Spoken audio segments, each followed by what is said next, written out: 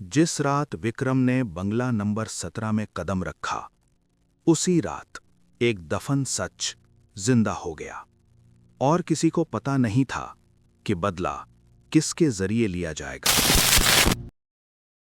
बॉम्बे, एक ऐसा शहर जहां हर दिन लाखों सपने आते हैं और ज्यादातर बिना आवाज किए टूट जाते हैं। इन्हीं सपनों के साथ 3 दोस्त इस शहर में आए थे, विक्रम, सुनील और जॉन। तीनों बचपन से साथ थे, गांव में रहकर पढ़ाई की और शहर को अपनी तकदीर बदलने की जगह मान बैठे। लेकिन बॉम्बे ने उन्हें पहले ही हफ्ते में सिखा दिया कि यहां मेहनत से पहले सब्र की परीक्षा ली जाती है।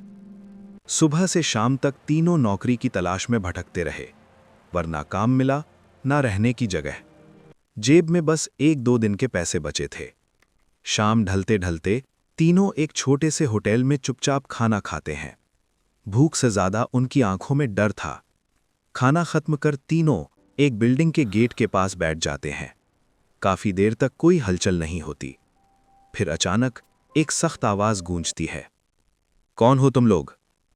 ये आवाज उस बिल्डिंग के चौकीदार की थी।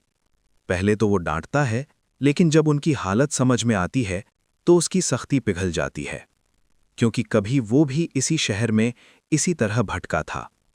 जॉन, जो तीनों में सबसे व्यावहारिक था, रहने की बात छेड़ता है।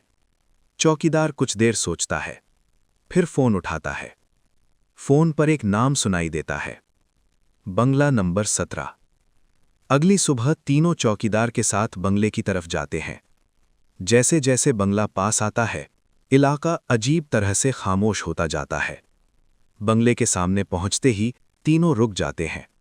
इतना बड़ा और इतना शांत कि लगता है जैसे ये घर किसी का इंतजार कर रहा हो। नौकर उन्हें गेस्ट रूम दिखा देता है।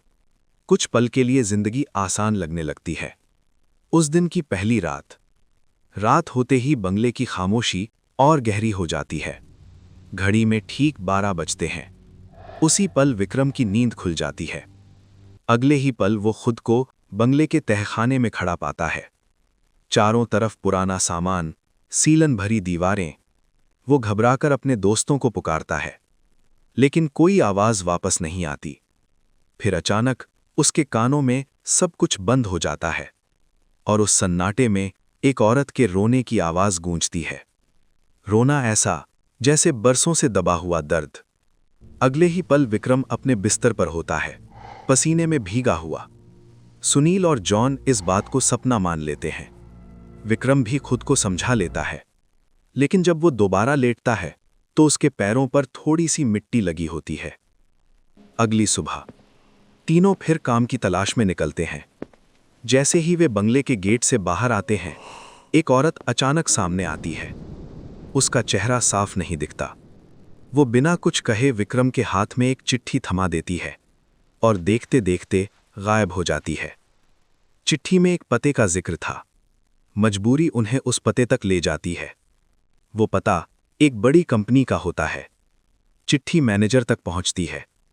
जैसे ही वह साइन देखता है, उसका चेहरा बदल जाता है। ये साइन कंपनी के मालिक का था।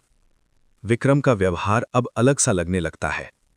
वो सीधे बॉस के चेंबर तक जाता है और बिना रुके पासवर्ड डाल देता है। दरवाजा खुल जाता है। मैनेजर सन्न रह जाता है। कुछ घंटों बाद विदेश से मालिक का फोन आता है। मेरे कंप्यूटर को किसने इस्तेमाल किया? जब चेंबर खोला जाता है, विक्रम जमीन पर बेहोश पड़ा होता है। उसे कुछ भी याद नहीं। तभी सच सामने आता है। वो बंगला कभी उसी बॉस का था।